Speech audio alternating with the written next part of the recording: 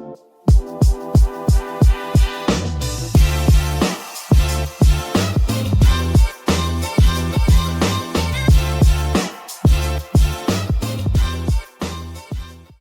I'm Roger Williams, Editor-in-Chief at Curation Conversations, and over the past 6 months, we've spoken with leading voices across media, advertising, technology, and curation. Now we're revisiting some of those thought-provoking moments and bringing together the perspectives of what's driving the industry today. In this episode, we'll be looking at that engine of growth, CTV, with David Nyuernberg, SVP of Digital at InterMedia Advertising, who will explain what's exciting in CTV today, why it needs to be approached as a long game, and why linear TV is maybe down, but definitely not out.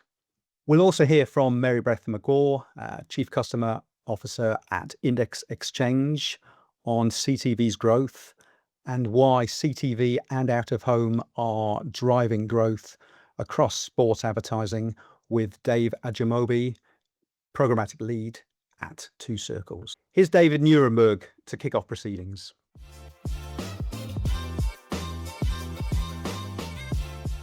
I think it's a little overblown how fast we like the targets going the way of the dodo. I think there's still more years than we'd like to admit left in it. Performance linear TV has been a tried and true art and practice that has been well established for 30, 40 years at this point, with phone numbers in the creative, URL links, promo codes, all that stuff. But like the QR code itself is not necessarily a new invention. The idea of putting a direct action into a TV creative has been around for 30, 40 years at this point. So many of these brands need to figure out CTV, and really the challenges for them are CTV is a lot more expensive than linear. Many people don't realize that.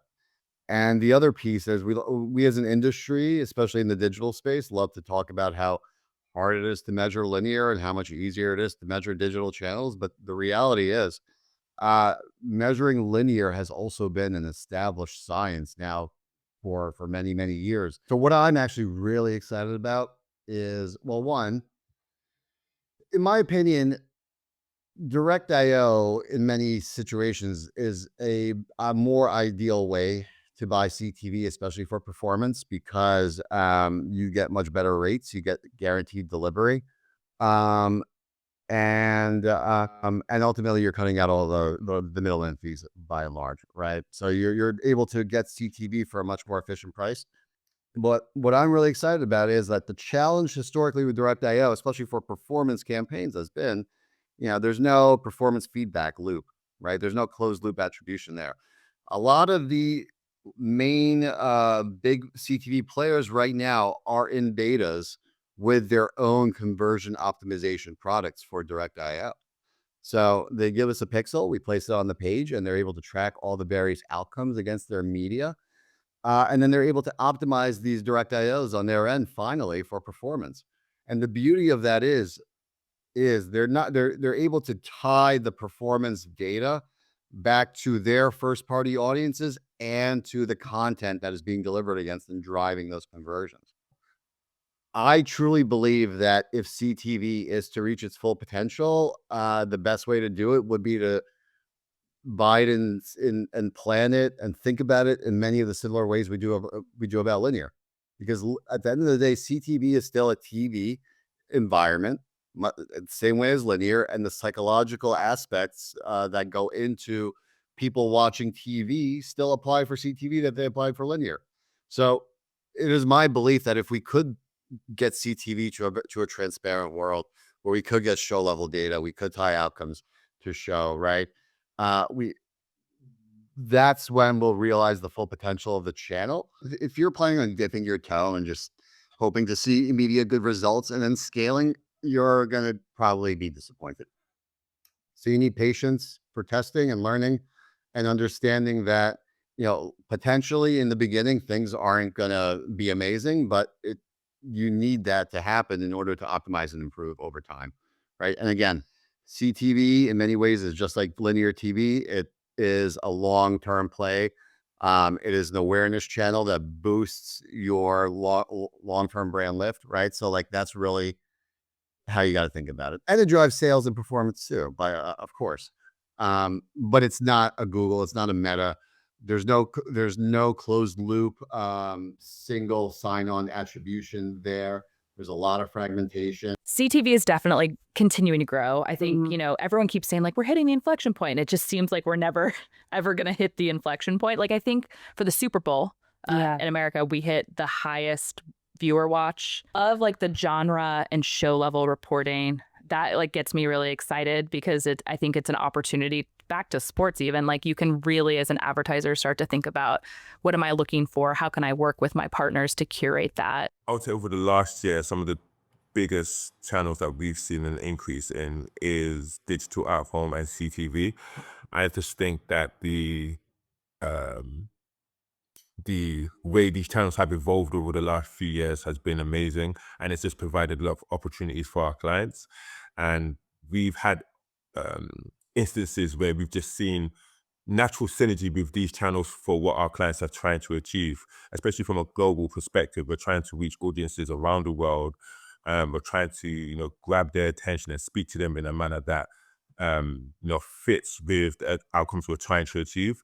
And digital out of home has really provided that for us, especially because of the dynamic element to the creative as well, and being able to kind of change things, depending on what's happening within a specific league or a game even. And that specific changes to those moments have a big difference, make a big difference to how, a fan that sees that ad, how they respond to it as well. And then from CTV, as you can imagine, it's huge. It's very fragmented, I would say, at this point in time. However, it's still very effective when you are able to activate it in the right way, being able to reach users whilst they're at home on a big screen, where they're fully leaned in, and being able to serve them the right messages at the right time. And in this exciting year for fans, we'll be exploring sports advertising with Dave Ajumobi, Programmatic Lead at Circles. We'll be looking at how to view data in sport, the power of audio when it comes to this environment, and how to keep the real sports fans in the AI loop.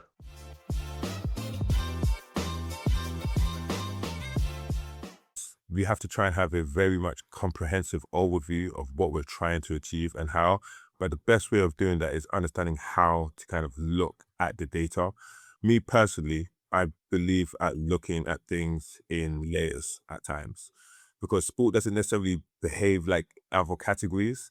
So I would say, for example, the first layer is, media exposure. So we're looking at reach, impressions, clicks, delivery, things like that, the media metrics. And then the second is a very key and important one, fan behavior. So site visits, how often people are using their apps, when they're logging in, what they're searching for. Basically, we're looking at how the audiences are moving in response to our media.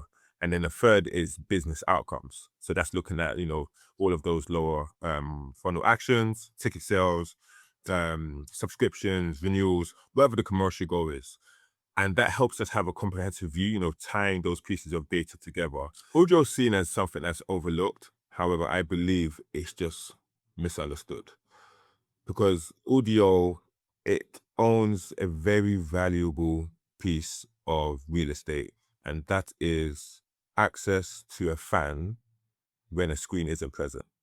And so it's very, very powerful, especially because it can be very persistent throughout the user journey in regards to being with a consumer throughout the day. So commuting to work, training at the gym, even at work, just included in their day-to-day routines. I mean, I'm sure at some point we've all listened to a podcast when we're just cleaning up at home as well. So, I feel like with audio, there's a genuine opportunity for all brands, to be fair, to access, their consumers or their target audience who are very much genuinely locked in. They have high attention during these, while they're listening to podcasts. Especially again in sports podcasts. So I think it's about understanding how to just utilize AI in your workflow, to be fair, whether it's your day-to-day, whether it's your media buying, optimization, whatever the case may be, because AI can just simply process signals at a scale that humans simply can't. So let's, leave certain things to them. However, always looking over what AI outputs, because with sport is emotional, it's cultural, and as humans, we understand the nuance. We understand the fan sentiment, rivalries, tone about what's happening around an event, the actual feeling. And that's what needs human judgment. Finally, it's programmatic with Hélène Parker of Helene Parker Consulting and Marybeth McGaugh, Chief Customer Officer at Index Exchange. We'll be looking at what's happening in programmatic and why there's always a need to drive a response. First up, it's Hélène.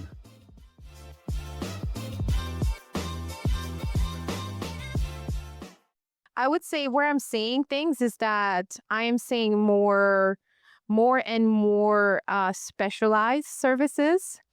I'm seeing that some, even like on the DSP side, that some DSPs and tech, for instance, because again, I'm on the buy side, they're more willing to be flexible to offer maybe composability with their offerings, which means being flexible. As a DSP, I'm also seeing that more and more independent agencies, which is who I work with very closely, I'm seeing that they are willing to also master a vertical. And so we've seen a boom of like those pharma and healthcare focused departments or agencies in the last few years. We're seeing a lot of retail media boom. I think we're going to continue seeing more and more media networks show up. Interesting. But not when I hear media networks, people think ad networks. I did not say that. It's the opposite. But I do think that more and more specific boutique style verticals and technologies that are going to do those very, very well are going to increase. Whatever we do in programmatic on ad tech is like to make sure that that consumer is doing something with our campaign. That something is an action, is a sign up, is a phone number, is a purchase, is an order, is whatever you want to call it, that action that is, that conversion. That's what we're trying to really pull from that consumer. And so we have to remember where they spend the most time. Is it on Netflix? Is it running on Spotify? Is it buying diapers on Amazon? Is it whatever it is? We meet them there in a as non-disruptive way as possible. And that we use this data and pull it into insight to help us do more of that elsewhere. So you it's almost like repeat and rinse and like remix it too. I've been so impressed as coming to Index, how well Index and the industry at large has made things more seamless. It feels like it's getting more seamless. Yeah. That is not my natural way to talk about agentic, although we can go there. But it does seem like with all the APIs and just everything seems to be getting a little more seamless, and Marketplaces has also, I think, allowed that to become even easier with our our discovery tool with data, all different kinds of things. And so I get excited to see advertisers and agencies, honestly, being able to do something so much faster with so much more clarity than they were in previous times when we were doing it all in spreadsheets.